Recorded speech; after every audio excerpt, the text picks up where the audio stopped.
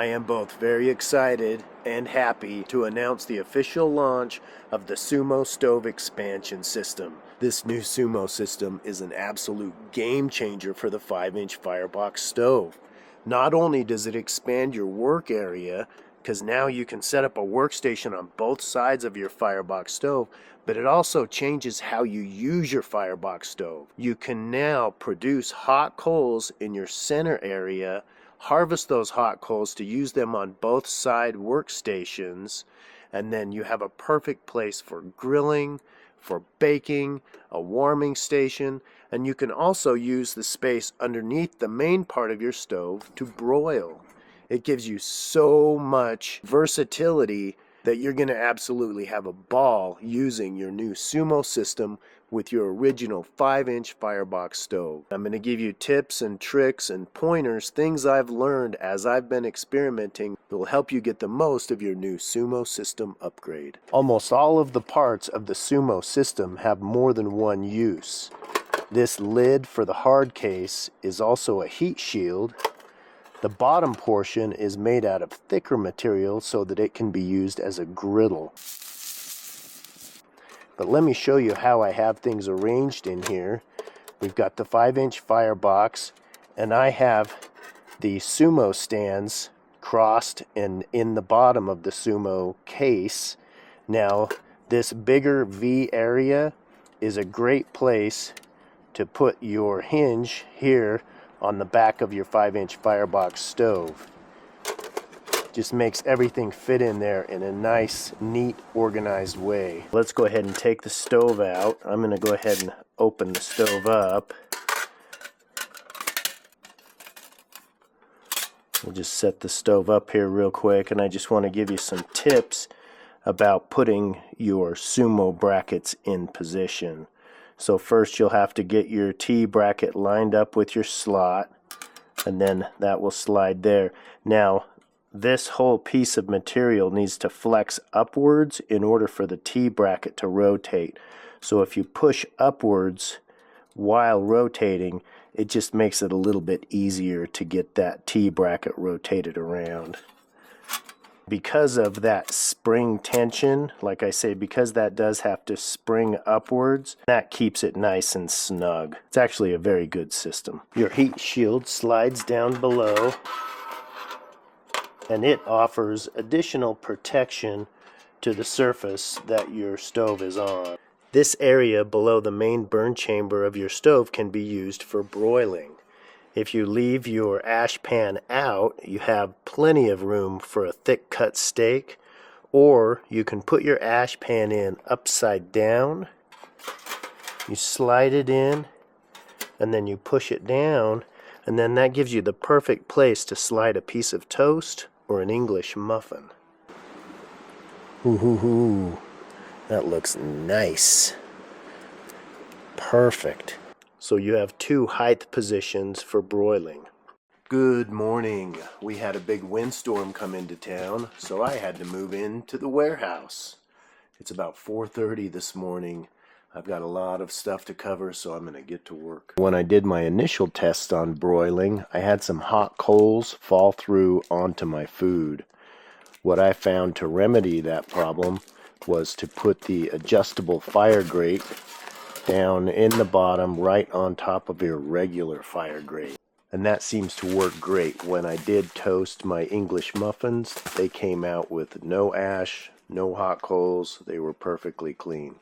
When using my griddle, I found it was pretty easy for it to slide over far enough to slip off one of these edges. The best solution for that is using your fire sticks on this shallow notch, so that holds your pan slightly above these edges, and it makes it so that it cannot slide off. And this allows a little air space so some heat can flow to these edges of your griddle as well.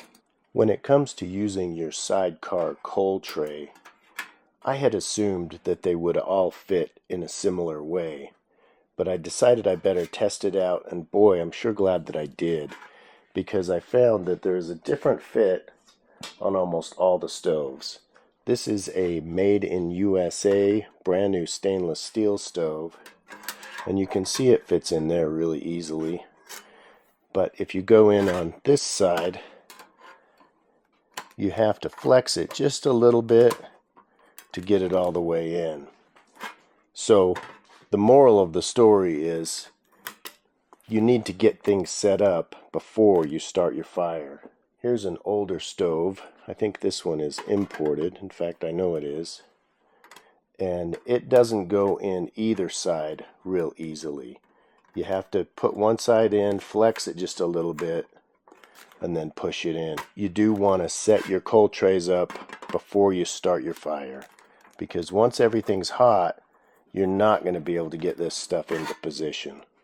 Let's review using the hangover sticks. I think storing the hangover sticks in your air bake pan is great. It's like a little drawer, and it just keeps them contained and all in one space. The hangover sticks can be attached with the wind damper closed like it is now, but they actually have a little notch on them to accommodate the wind damper if you do open it. But let me show you how it works with the high-low fire sticks. They slide in the same notch just as easily, but then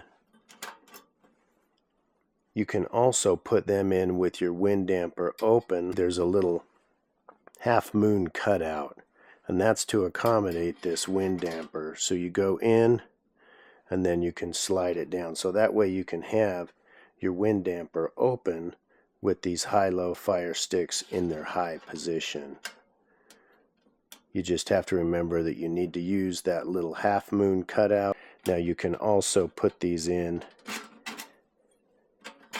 See, that wind damper needs to be at just a slightly upwards angle, but you can also just put them in like this, and then you have your high-low fire sticks set up over where they would be a little more blocked from the heat, because you do have this wind damper closed at this point. So they do work with the wind damper open or the wind damper closed. There isn't really a lot to say about using the grill. It's pretty basic, other than a lot of people would like to see the grill attached somehow. They don't like the idea that you have to hold on to it if you need to turn your piece of meat or whatever it is you're grilling. You have to hold your grill so that when you grab your meat and lift it, if it's sticking, it doesn't lift the whole grill.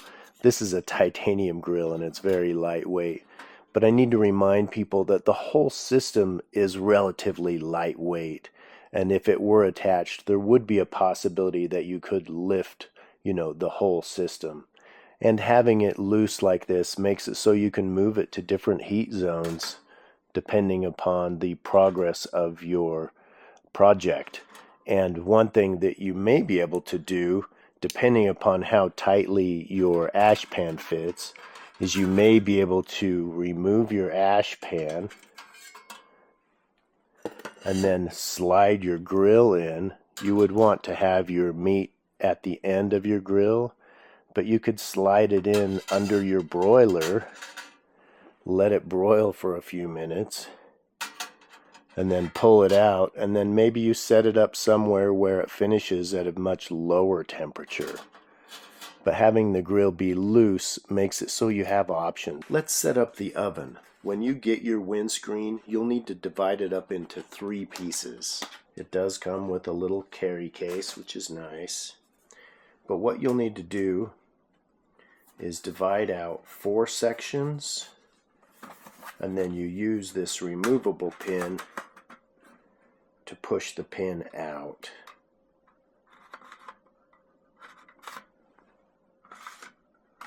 Okay, so set your pin aside.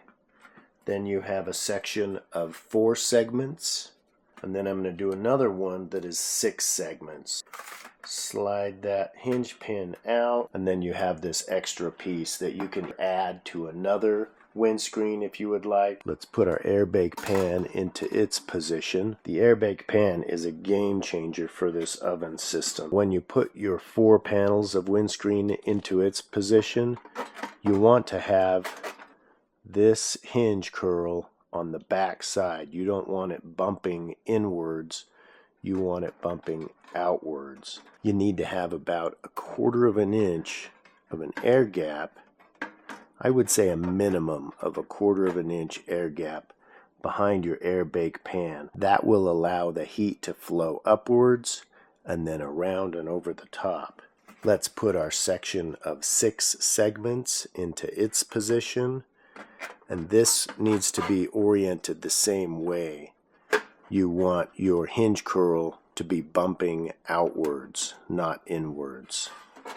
Then you can push everything tucked right up close to the sides, but once again you want to make sure you maintain that air gap. The tin box that your oven kit comes in becomes the oven lid or the oven door. Now you have this little bracket that slides into these slots, and those fit in front of your windscreen panels, and they just ensure that your oven door or oven lid remains in place. You can use a little rock or a little pebble on either side of your oven to hold these from flapping open, especially if there's a breeze.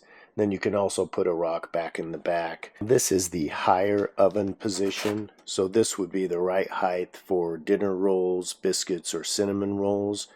Ooh, beautiful. Cinnamon rolls are done. But if you wanted to bake a loaf of bread, you would need to set up with the high-low fire sticks in their low position. So we'll take these off and we'll move these over. I'm going to put these in the low position. Put this air bake pan down here, and we'll move these back into place. Now we have 2 loaf pans. We have a small loaf pan and then a little bit of a larger loaf pan. So let's just see if the larger one will actually fit. I think it will fit, but it's very tight. Once again, you want to make sure you have that air gap, or we do have this smaller loaf pan, which may make a little more sense, to be honest. That other one really maximizes the space, but you could really make a nice banana bread or even just a regular loaf of bread in that smaller pan as well. There we go. Ooh, look at that cornbread. Holy smokes, did that turn out perfect or what?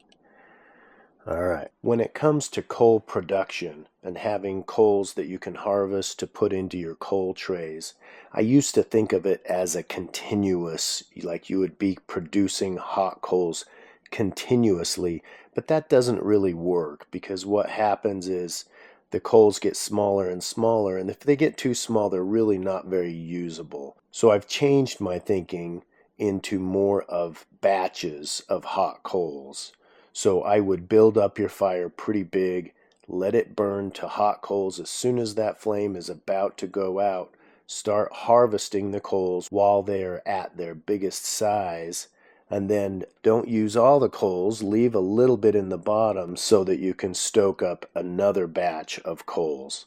So I think that thinking of the coals in batches makes more sense. Let's review some of the accessories you may want to consider. We have these extra long stainless steel tongs. These are very lightweight, but the handle is long, perfect for reaching in, grabbing coals, and moving them to your coal trays. You'll also need a pot gripper if you don't already have one. We have these in a long handle version and a short handle version.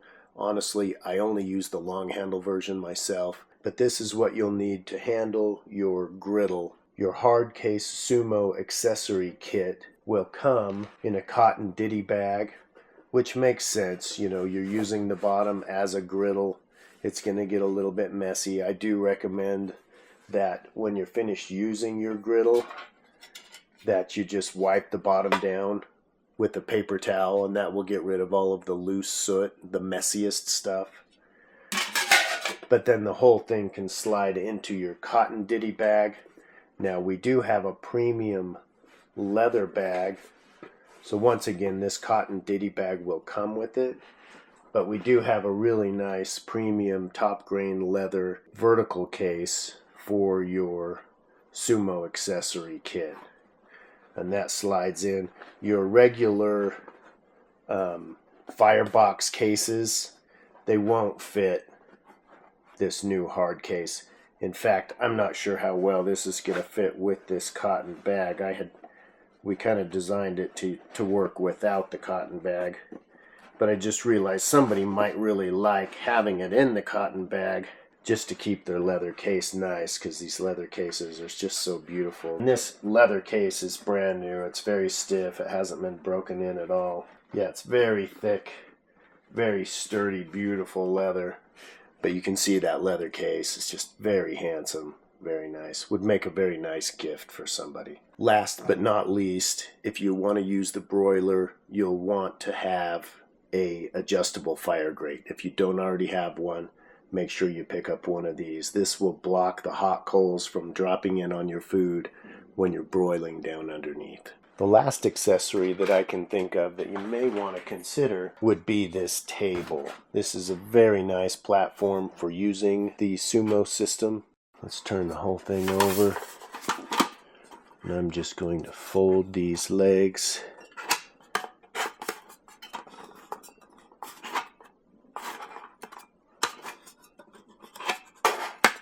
Now when you fold these legs, that releases this pin.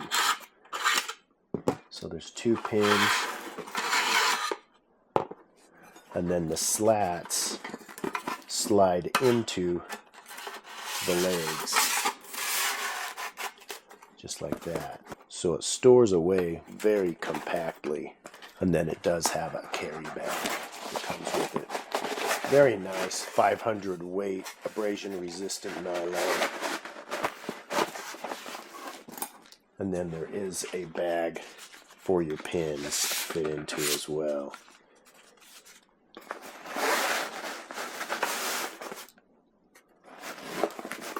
So that's the table. A very nice accessory for this system. Thank you for joining me for a closer look at the SUMO Stove expansion system.